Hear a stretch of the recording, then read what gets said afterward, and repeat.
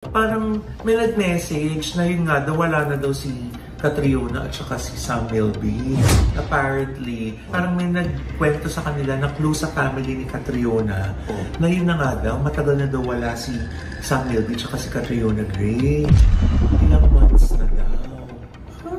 Oo daw. Tapos parang ang reason daw naman nung paghiwalay is may nag-fall out of love. Hindi daw alam kung sino sa dalawa. Sabi ko nga na, bakit po lagi sila magkasama? Ang sabi, baka parang Kim Jones at saka Jericho Rosales. Nag-decide na lang na maging magkaibigan. Friends sila. Oo. Sana hindi totoo.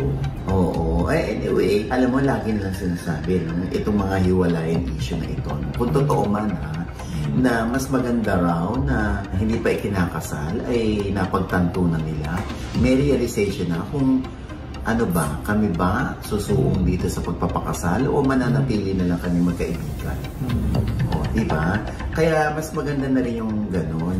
Kung sakali kasi sabi nga nila, mas mahal daw ang annulment kesa sa wedding. Ay, oo nga. Oo.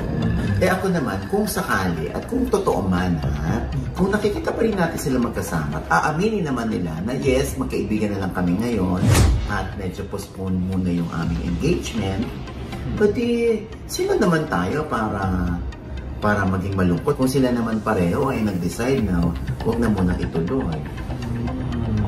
Kung totoo yan. Pero kung hindi naman totoo at pabulaanan ito ni Sam at ni Catriona at tuloy na tuloy naman ang kanilang kasal, please, good news! Disregard our previous message. So, lagi ko sinasabi, since yun ay mula sa aming mga sources, na hindi naman namin sinasabing credible sila o reliable sila, hindi ba? Pero may mga connect sila sa family. So, hindi natin alam kung ito'y totoo, kung sila iniintriga lang.